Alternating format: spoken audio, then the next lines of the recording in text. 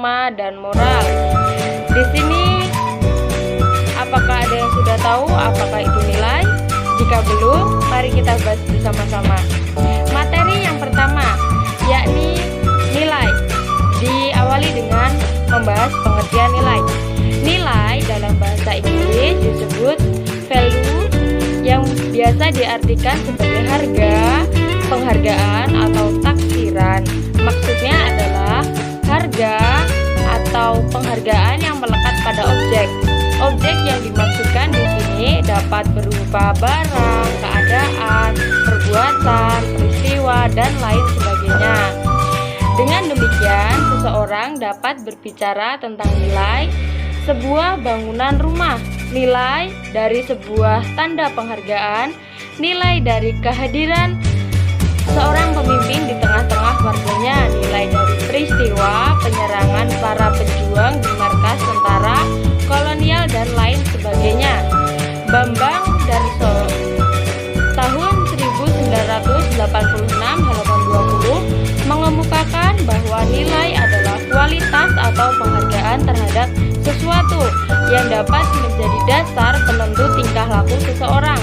Sementara itu, Wijaja tahun 1985 halaman 155 mengemukakan bahwa nilai berarti menimbang, yaitu kegiatan menghubungkan antara sesuatu dengan sesuatu yang lainnya sebagai standar untuk selanjutnya mengambil sebuah keputusan.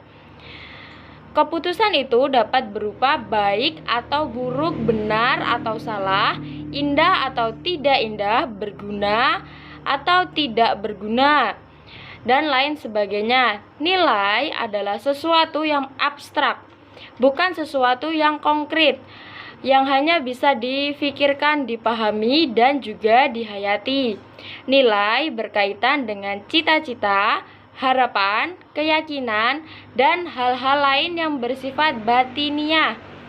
Nilai dapat diartikan sebagai suatu kualitas, bukan kuantitas. Nilai adalah sesuatu yang bersifat ideal, bukan faktual. Dalam bahasa filsafat, nilai berkaitan dengan dasolen, apa yang seharusnya, bukan dasein, apa yang senyatanya. Karena sifatnya yang abstrak dan ideal, maka pemahaman terhadap nilai lebih sulit dibandingkan pemahaman terhadap hal-hal yang konkret dan juga faktual. Yang selanjutnya adalah norma. Di sini kita awali juga dengan membahas pengertian norma. Norma adalah kaidah atau aturan-aturan yang berisi petunjuk tentang tingkah laku yang wajib dilakukan dan tidak boleh dilakukan oleh manusia yang bersifat mengikat. Di sini kata mengikat berarti bahwa setiap orang dalam lingkungan berlakunya norma itu wajib menaatinya. Kepada para pelanggar, norma itu akan dikenai sanksi tertentu. Tujuan berlakunya norma pada dasarnya adalah untuk menjamin terciptanya ketertiban di masyarakat. Norma itu pada umumnya berlaku dalam suatu wilayah masyarakat tertentu seperti lingkungan etnis tertentu di suatu wilayah atau negara tertentu. Namun dengan demikian, ada pula norma-norma yang bersifat universal yang berlaku bagi seluruh umat manusia.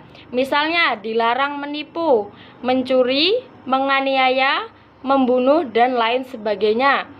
Di sini norma dibagi beberapa macam, yakni norma agama, norma kesusilaan, norma kesopanan, dan norma hukum.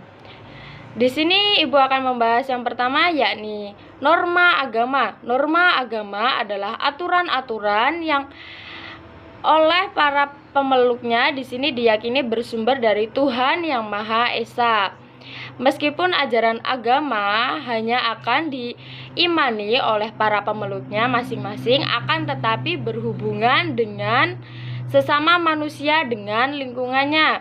Agama-agama itu mengajarkan hal-hal pada umumnya yang sama, Misalnya perintah untuk agar tidak saling membunuh, jangan mencuri, jangan berdusta, jangan berkhianat, dan perintah berbakti kepada orang tua. Yang selanjutnya yakni norma kesusilaan. Norma kesusilaan adalah aturan-aturan tentang tingkah laku yang baik dan tidak baik, bersumber dari hati nurani manusia. Apabila manusia tidak mengingkari hati nuraninya, niscaya ia akan mampu membedakan mana hal yang baik dan tidak baik. Norma ini bersifat universal, artinya berlaku dimanapun, kapanpun dalam kehidupan umat manusia. Dalam bahasa fisika, universal itu dapat dimaknai bebas dari dimensi ruang dan waktu. Sebagai contohnya, tidak boleh melakukan pelecehan seksual yang bertentangan dengan budi dan hati nurani manusia dimanapun dan kapanpun. Yang selanjutnya adalah norma kesopanan. Norma kesopanan adalah aturan-aturan tingkah laku yang berlaku dalam suatu lingkungan, kelompok masyarakat tertentu yang bersumber dari adat istiadat, budaya, atau tradisi yang ada di setempat. Dengan demikian, apa yang dianggap tidak sopan pada masa lalu mungkin akan dianggap sopan pada masa sekarang. Yang selanjutnya adalah norma hukum. Norma hukum adalah aturan-aturan yang bersumber atau dibuat oleh lembaga yang berwenang, yang bersifat mengikat dan memaksa. Negara berkuasa untuk memaksakan aturan-aturan hukum agar dipatuhi oleh siapa saja, agar tidak melawan hukum. Jika melawan hukum akan dapat diancam dan dijatuhi hukuman tertentu. Sifat memaksa dengan sanksi hukumannya yang tegas, inilah kelebihan dari norma hukum. Nah, materi yang selanjutnya adalah pengertian moral. Secara etimologis, moral berasal dari kata mos dan bentuk jamaknya mores. Kosakata dalam bahasa Latin yang bersifat tata cara atau adat istiadat. Dalam Kamus Besar Bahasa Indonesia 1989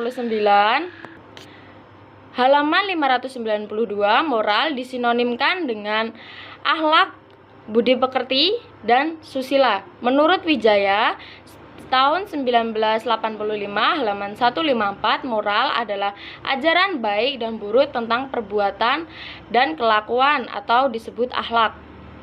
Sementara menurut Al-Ghazali tahun 1994 halaman 31, akhlak dapat diartikan sebagai perangai, watak, dan tabiat yang menetap kuat dalam jiwa manusia dan merupakan sumber timbulnya perbuatan tertentu secara mudah dan ringan tanpa dipikirkan dan direncanakan sebelumnya.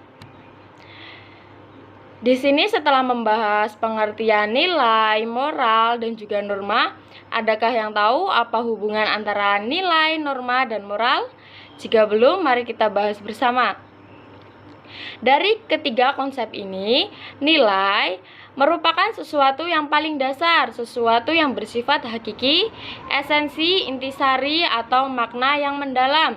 Sebagaimana telah dikemukakan, nilai adalah sesuatu yang abstrak, yang berkaitan dengan cita-cita, harapan, keyakinan, dan hal-hal yang bersifat ideal.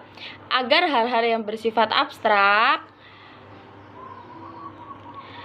itu menjadi konkret, apa yang menjadi harapan itu menjadi kenyataan, maka diperlukan formulasi yang lebih konkret. Formulasi lebih konkret dari nilai itu berwujud norma. Norma berisi perintah atau larangan yang didasarkan pada suatu nilai yang dihargai dan juga dijunjung tinggi. Adapun moral dalam pengertian sikap, tingkah laku, atau perbuatan yang baik yang dilakukan oleh seseorang adalah merupakan perwujudan dari suatu norma dan nilai yang dijunjung tinggi oleh orang tersebut. Perlu dikemukakan kembali bahwa moral dapat dipahami sebagai tataran nilai sehingga disebut nilai moral, serta dapat pula dipahami dalam tatanan norma sehingga disebut norma moral. Sebagai contoh, Orang yang senantiasa menunjukkan sikap dan perbuatan jujur dapat disimpulkan bahwa orang mematuhi norma-norma kejujuran yang baik ada di dalam norma agama, norma kesusilaan, dan juga norma hukum. Itulah materi yang dapat Ibu sampaikan. Di sini Ibu mengucapkan terima kasih. Ibu akhiri, wassalamualaikum warahmatullahi wabarakatuh.